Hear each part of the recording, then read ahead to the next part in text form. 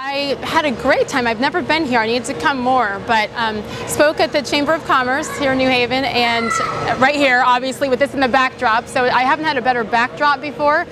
Tennis court right behind me. It was great. It's fun because these people are here to relax, to network, but to catch up, to have fun, and the audience was great. And I just kind of say whatever comes to mind. Unfortunately, they didn't kick me out. It was fun. Now, I know you've been to some of the biggest sporting events in the world, but what's unique about something smaller like this, women's tennis up close, right in your backyard in Connecticut? I think you said it. Women's tennis up close. You can see the seats are right there, and there's just very few sporting events. I love the NFL. But there's a distance. There's 106 players on the field, and it's tough to get that up close and personal contact, so to speak, with the athletes. So this is really different. I like how it's all brought down just in these club seats. This is a really nice event. I think I need to bring my family here. This is nice.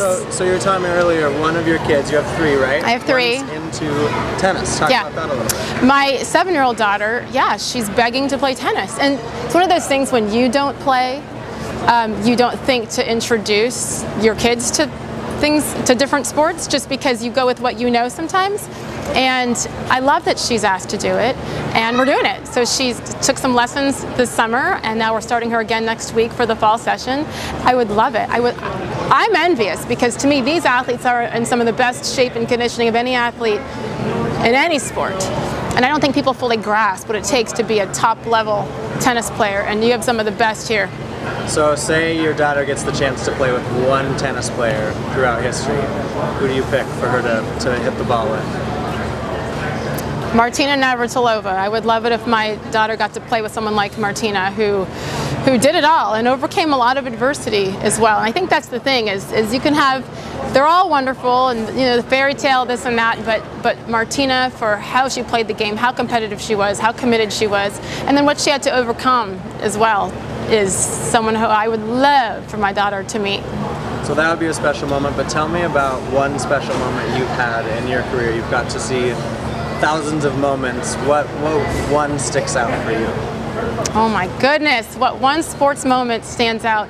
Well, as a broadcaster, just this past summer, I've now hosted our ESPN's NBA Finals coverage for the past 2 years, and so I was right there courtside in Miami when they made their big Game 6 comeback, and we thought it was over, and it was shocking, and I was preparing to interview Eric Spoelstra because the series and the season was going to be over, and all of a sudden it all changed, and history, not to be dramatic, but history for that sport changed, for LeBron James changed. So and that's the thing, is I've been doing this for almost 18 years, but I still get so excited, and I'm like a fan when things happen. I was like, oh my God, wait, I have to be a professional.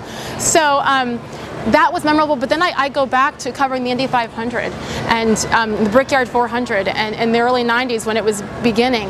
And some of those things that I've seen have been amazing. I covered when Dale Earnhardt Sr. was killed, and there's been so many moments. I covered Michael Jordan. You know, all of those things through the years, which is telling my age basically. But I don't know, it's really special. After a while they do kind of blend together. I was at the Super Bowl this past year, and it meant a lot personally. My brother works for the Baltimore Ravens, and 14 years in the league, and they won it, and it was a family thing. We were all there to support my brother. So there's so many moments. I kind of feel spoiled saying that I don't have one, because there's so many good ones. So you're living your dream in a sense. If you had to pick, what other career would you take up? Say you're not in front of the camera. If I'm not in front of the camera, I would be a real estate agent. I love houses and homes, and I'm obsessed with decorating, and so like home and garden TV. Is that lame? I think I would be a great salesperson with homes, and finding people homes, finding people a place that they love to call home. So if ESPN doesn't want me, I'm going to go sell homes.